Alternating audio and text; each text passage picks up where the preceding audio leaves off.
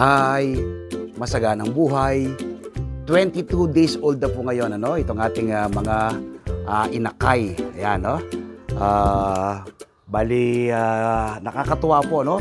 Dahil yung kanilang mga magulang nila, no? Yung mga magulang po ng mga to, may itlog na namang panibago, no? So, ito pong kanilang mga unang inakay ay 22 days old po sila ngayon. Ayan, kita na po yung kanilang itsura, no? Ang ganda po ng kanilang itsura. Medyo marumi lang po yung kanilang dumi, pero puti po yan, no?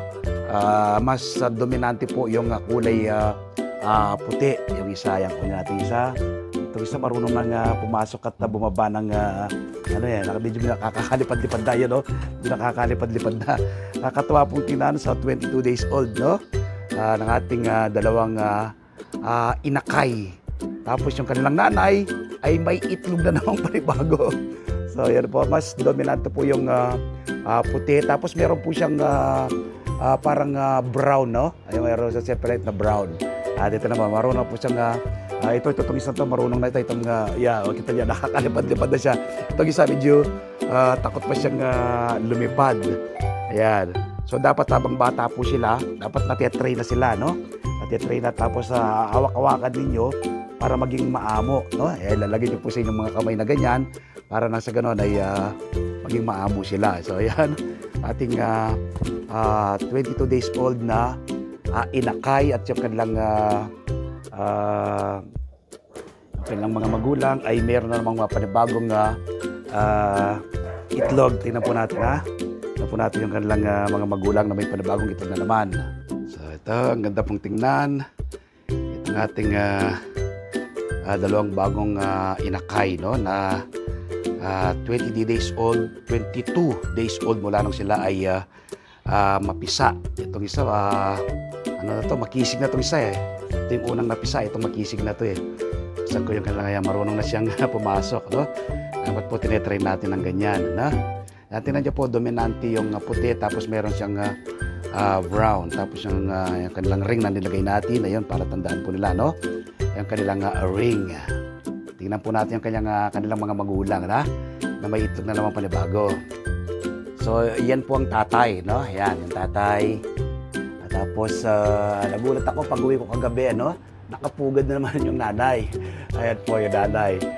Ayan, tapos nakita ko ay may itlog na naman panibago, ayan, no? Ay, itlog na siya isa. Tapos, kasalukuyang nangingitlog na yun, ayaw kong istorbohin eh. Yung pangalawa talaga, palagay ko ipipisa niya yung, ilalabas niya yung ikalawang itlog. So, yan po yung ating update sa ating dalawang inakay. Sinubaybayan natin mula nung day 1 hanggang ngayon ay day 24 na. Itong ating dalawang bagong inakay. Yan naman po yung tatay, Homer Racing Pigeon. So, ito po yung ating libangan, bukod po sa pagtatanim ng iba't ibang uri ng halaman, ito po yung ating mga kalapate, alagang kalapate, no?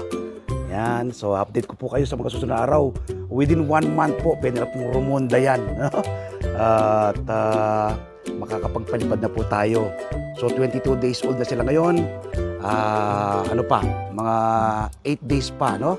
Makakaronda, pwede na yung rumoronda-ronda na yung mga yan. Sasabay natin dun sa unang ating mga inakay.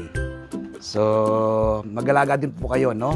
Ng mga halaman, magtanim ng mga halaman at mag-alaga ng kalapate na tulad po nito ng aking ginagawa. Napakaganda pong libangan, no? Nalilibang ka, tapos ay nawawala yung pagod mo. Stress reliever. Kapag galing ka sa trabaho, makikita mo yung mga halagang ganito, malulusog at mabilis ang kanilang paglaki. Nakakatuwa po na tingnan. So, yan po ang ating update sa ating 22 days old na inakay mula day 1 ay ina-update ko kayo hanggang ngayong 22 days old na sila. Salamat po. God bless.